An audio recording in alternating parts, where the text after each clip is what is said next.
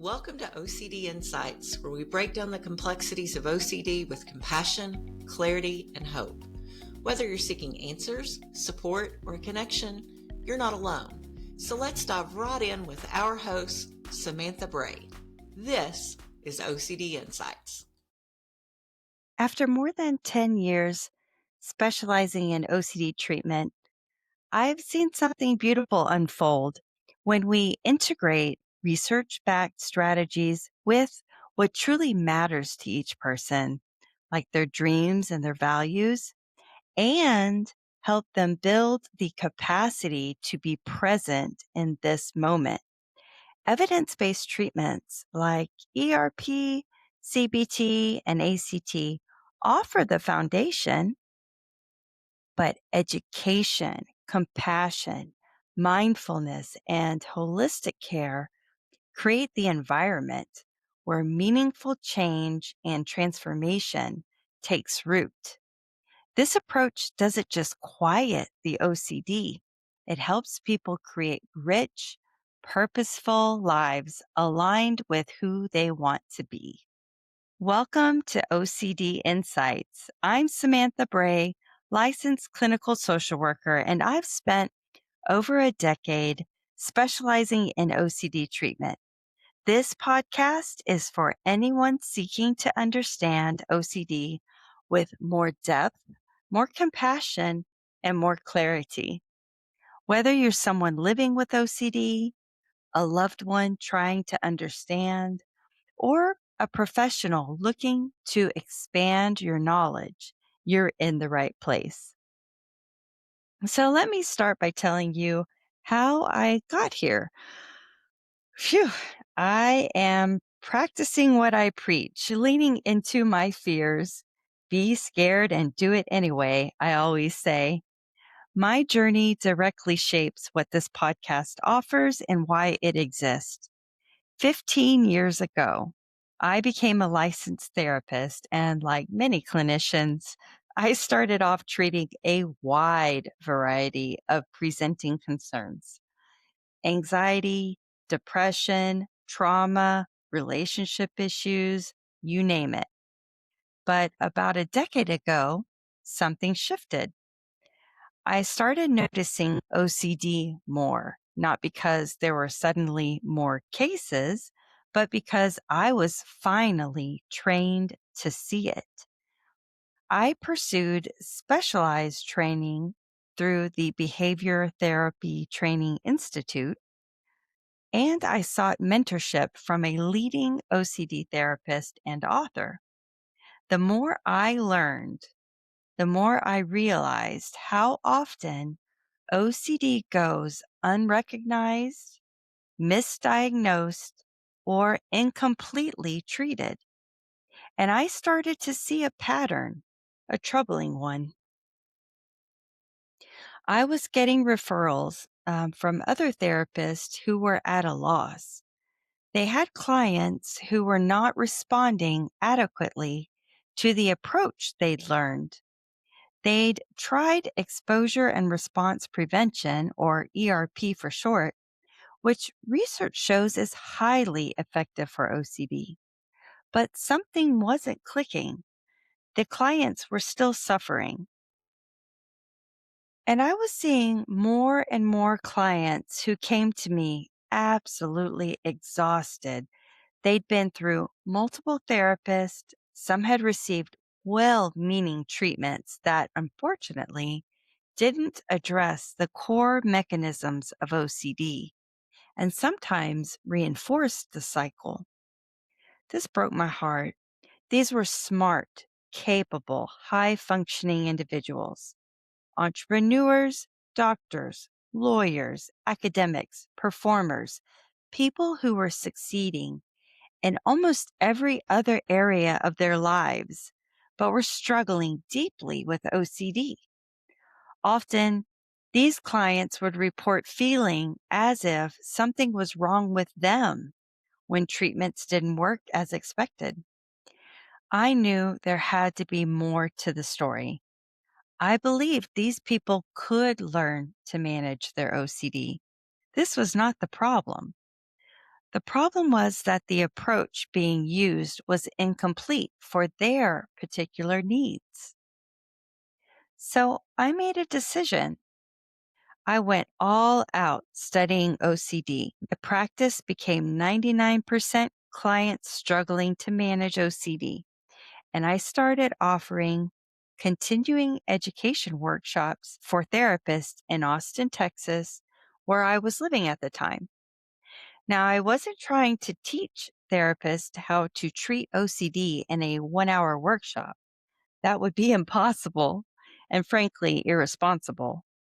But what I could do was teach them how important it was to identify OCD more quickly during the intake process, how to recognize when to refer to a specialist, and perhaps most importantly, why certain common therapeutic techniques that work beautifully for other conditions can sometimes maintain and actually feed the OCD cycle when applied without understanding the disorder's unique mechanisms.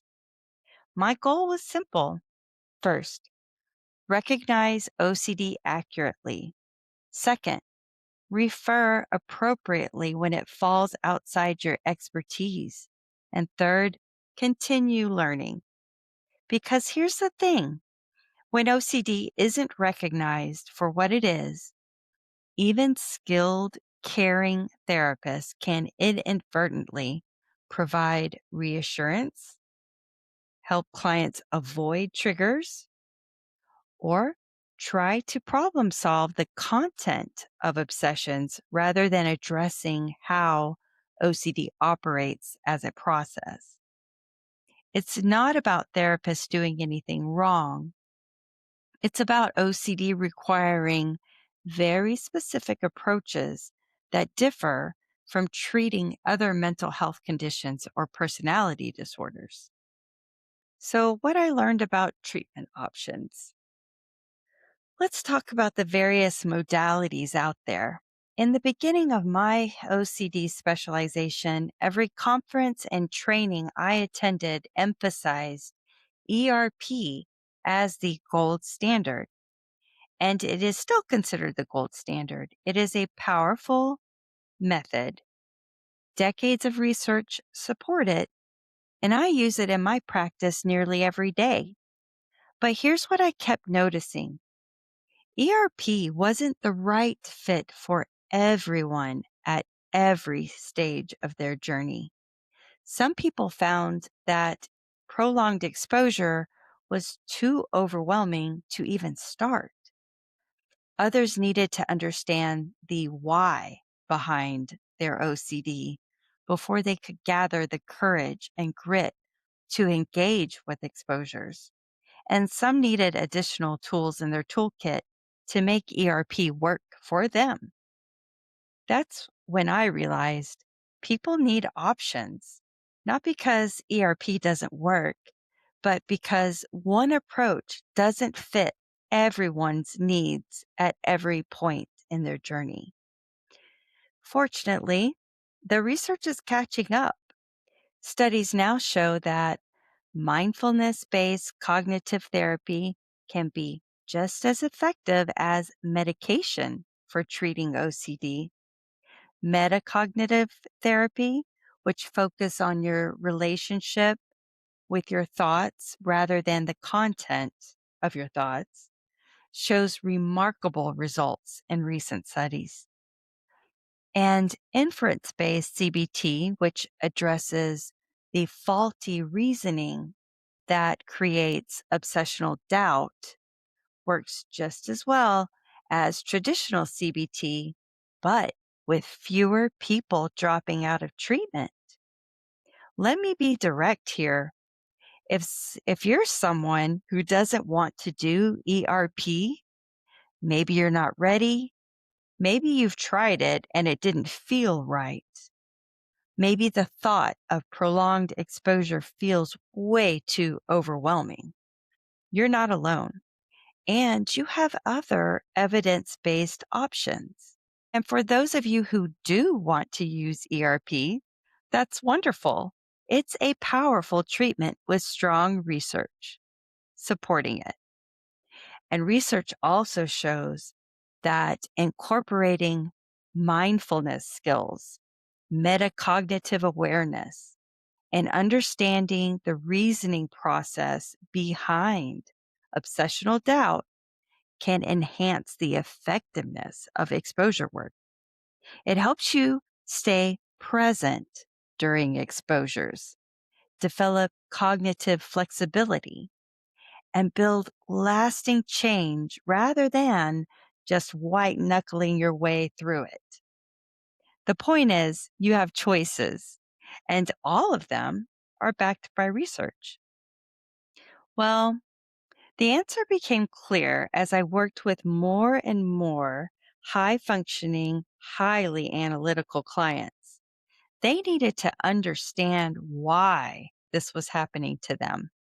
They needed an explanation that made it crystal clear that this was not their fault, that they weren't broken, that they were doing the best they could with the tools they had, and that more effort wasn't what was needed. What they needed was compassion towards their minds and towards themselves. They needed to understand the nuances of whatever approach they were using, where the target was, and how to aim for it. Many were missing the mindfulness component, the ability to observe thoughts without judgment and to learn to trust themselves again. And often, all the other domains of their lives were being completely overlooked. Domains such as, you know, sleep, nutrition, connection, spirituality, movement, purpose. These aren't optional extras. They're crucial for many people's recovery. You can't separate mental health from overall wellness. The mind, body, and spirit are all intertwined. Think of it this way. Imagine trying to build a house on a foundation that's cracking.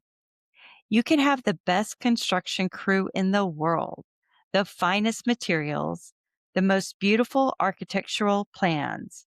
But if the foundation isn't solid, the house won't stand. That's what happens when we try to address OCD without considering the whole person.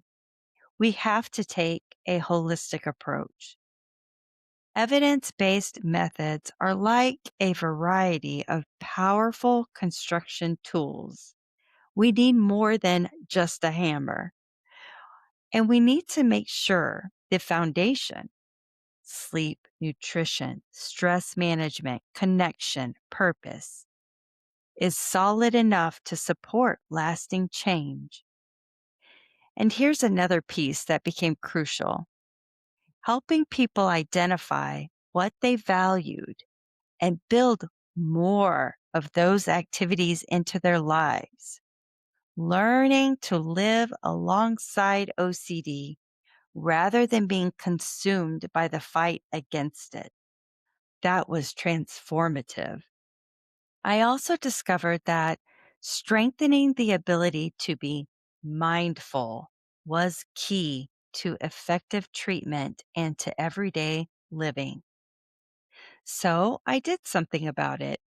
I embarked on a 2-year mindfulness meditation teacher training program. I wanted to be able to teach people how to meditate and critically, how to not turn their meditation practice into a compulsion, which is a real risk for people with OCD. So that brings us to here, to now, to OCD Insights. I created this podcast because I believe the conversation about OCD needs to expand. It needs more depth, more nuance, more compassion, and more practical wisdom. I want to share the insights I've gathered over the years that have made the biggest impact to the lives of my clients and their families.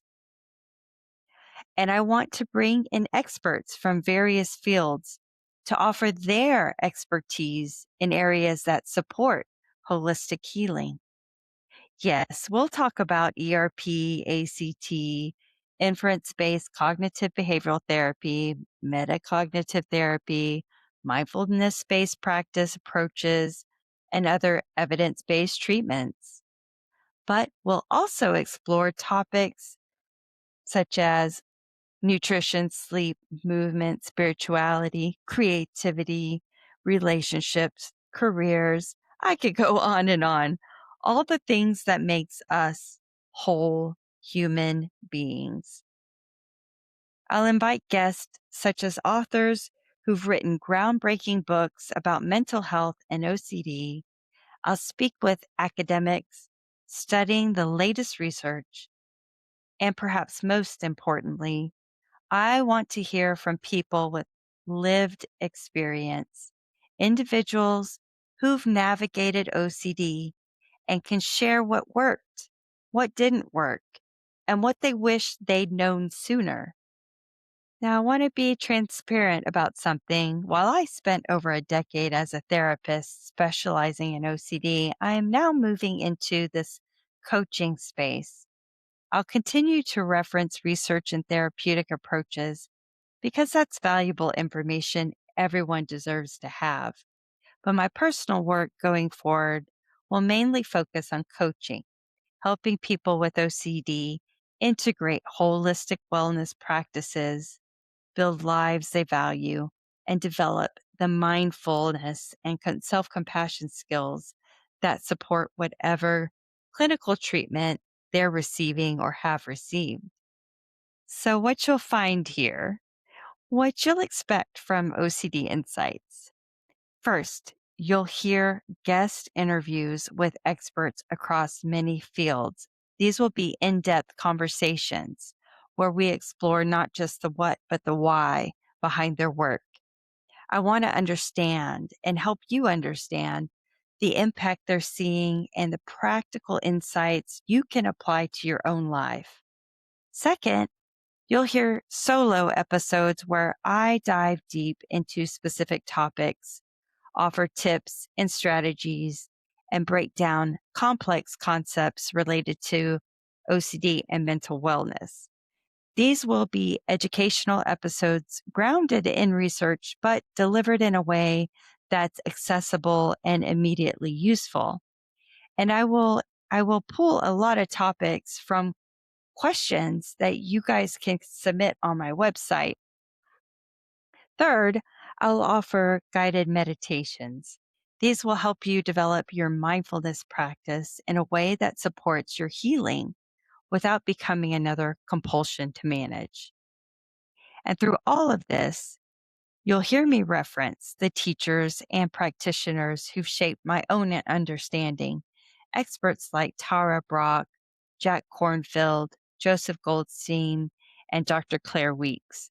Their wisdom on acceptance, mindfulness, and nervous system regulation has been invaluable in my work.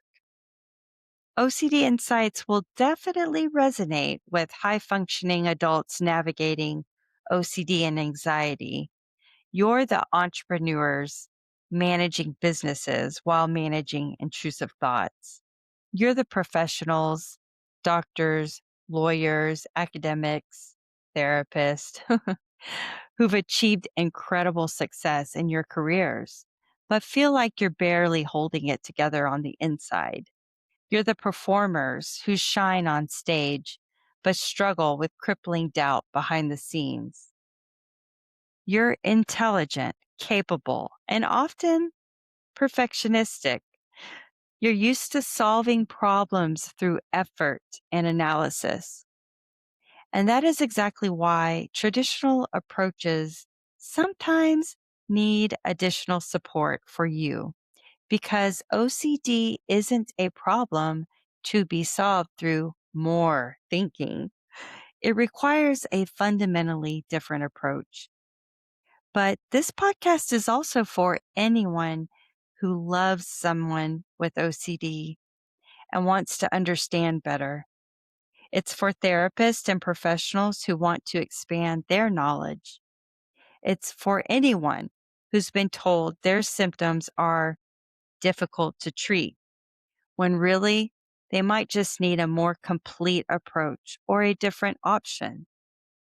If you're here, you're not alone. That's something I want you to really hear. You're not alone in this. And speaking of not being alone, I have a special invitation for you. If you have OCD and you have a story to share about your journey, what's worked for you, what hasn't worked, what you wish someone would have told you earlier, I want to hear from you.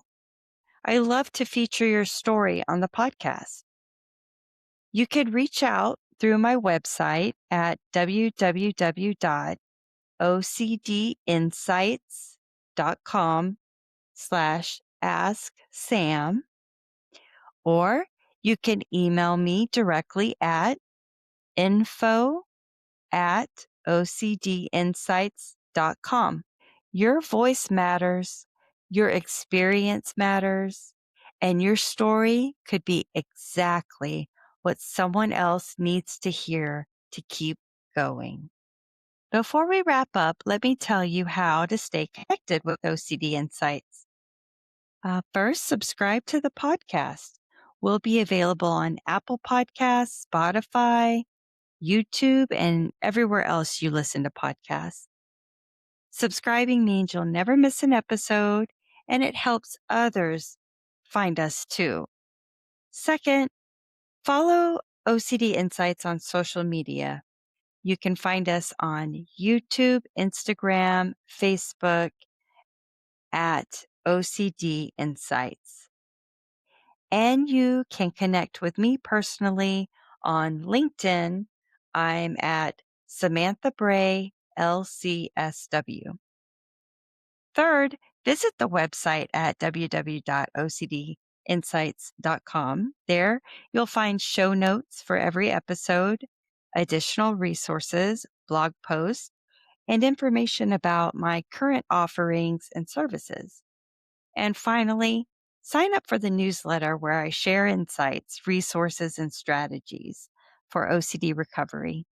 You can sign up at www.ocdinsights.com/newsletter. I'll put a link to all of these and the research I noted in today's show notes. And before we close, I need to share something important.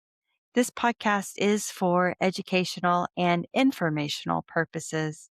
It's designed to help you understand OCD better, to feel less alone, and to discover new tools and perspectives. But it is not therapy. It does not constitute medical advice, mental health treatment, diagnosis, or therapeutic services. Nothing we discuss here creates a therapist-client relationship or a coaching-client relationship between us or with any guest on the show. And importantly, if you're in crisis, please call the National Suicide Prevention Lifeline at 988 or go to your nearest emergency room. So in closing, that's what OCD Insights is all about. It's about expanding the conversation around OCD, and I'm excited to take this journey with you. Remember, you have options, you have choices, and you don't have to settle for approaches that feel incomplete for your unique needs and situation. Thank you for being here. Thank you for taking this step toward understanding, hope, and healing. Until next time, I'm Samantha Bray, and this is OCD Insights.